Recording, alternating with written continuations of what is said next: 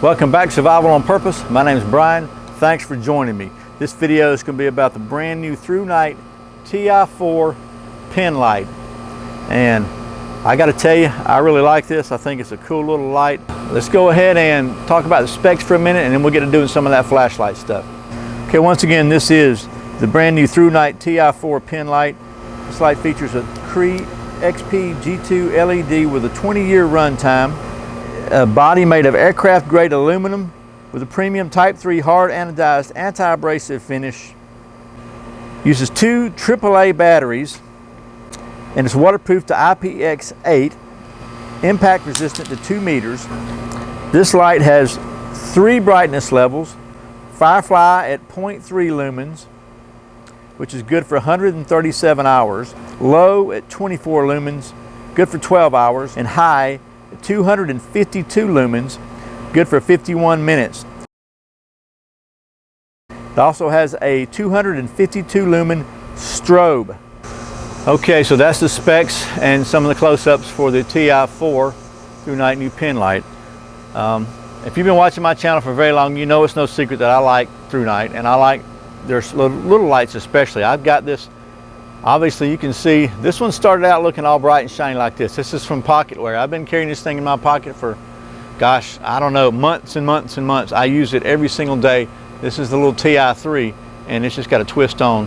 And I like this one. It's got 3 modes. It goes to about 140 lumens or 180 lumens or something like that. So it's one AAA. I have to say, this thing I think it may wind up replacing it, because it will stick in your pocket just like a pen. But it's 252 lumens, which I think is cool. I also like the fact that it's just a push button.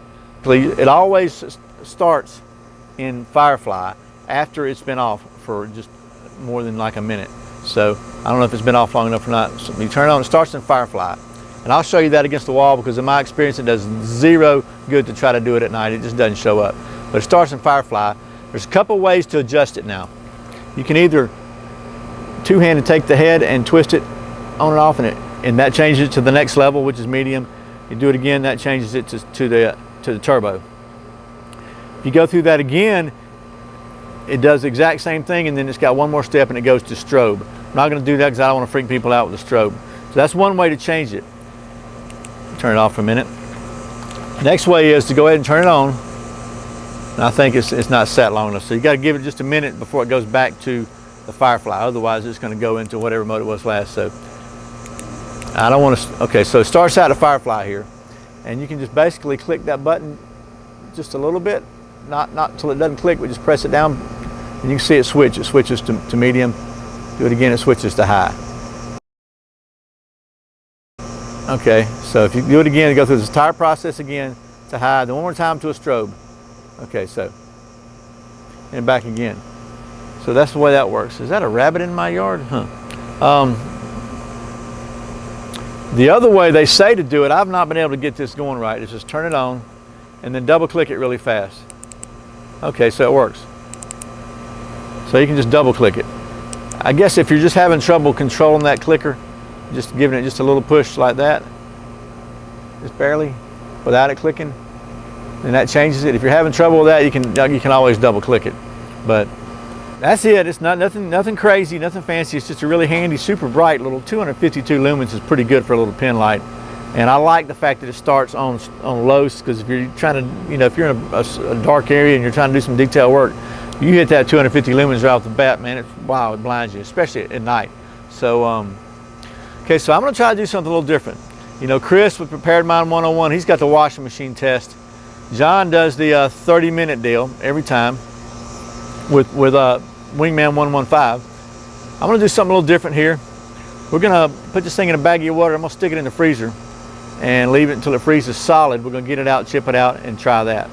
But before I do that, you don't know how bad I hate to do this, but I'm going to just for you.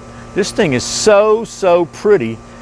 We're going to do a drop test to make sure it works, because I know if I don't drop it, somebody's going to say something. So, man, it is so pretty. This is like something I will carry with me to church, but I'm going to do it anyway. So let me readjust this. We're going to check it out. Okay, let me turn it on. You can see that it's on. Okay, I'm going to stand back up here now. I'm dropping this thing from about head high, and we'll see what happens.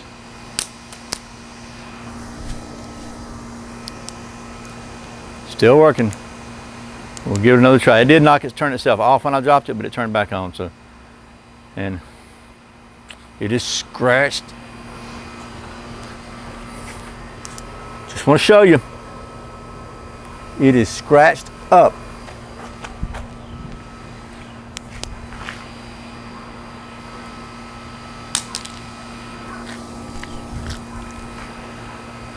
Okay, just to give you an idea of the brightness and level, we're going to do a spot test from about 4 feet away, and it's not really that. So that's the Firefly. It's not dark out here, but you can definitely see. You can tell the difference. Okay, here's the medium, and pretty decent. And here's the super bright. I've had zero success showing any kind of flashlight performance in the dark, so it's 250 something lumens. It's going to do fine. It's got a, obviously kind of a small reflector compared to some of them. So I think they said it's like 70 meters as a throw in this thing, which is not too bad. And that's probably a little shorter than that's going to be what you're going to be working with anyway. I mean, that's like 200 feet. Chances are you're going to be using this for something that's 10 to 20, no more than 20, 30 feet away, probably. So we're going to do the water test now.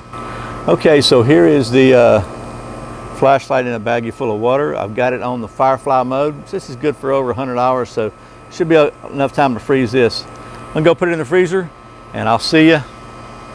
Probably by the miracles of video, I'll see you in about just a second. Okay, sorry about the audio. I did not strap the cordless on to this little quick clip, but you can see this thing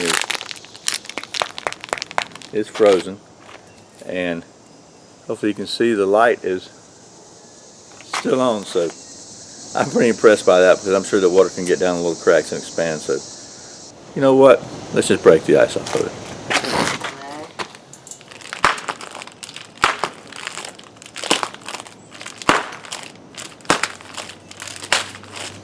Okay, so we crunched it up. Let's get her out of here, and you can see that it's still pretty frozen. I don't know if my hand's gonna melt that off or not, but okay, so controls still work.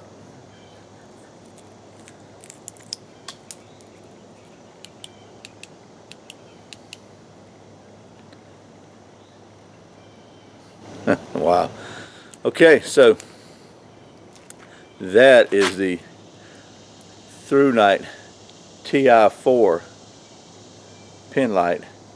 Gotta say, I'm pretty impressed with that. I was a little concerned about the water getting in the cracks and expanding out maybe and blowing the seals, but it's actually did great. So if you're looking for a really solid, virtually bulletproof little pen light that's 250 something lumens, you might want to check this one out.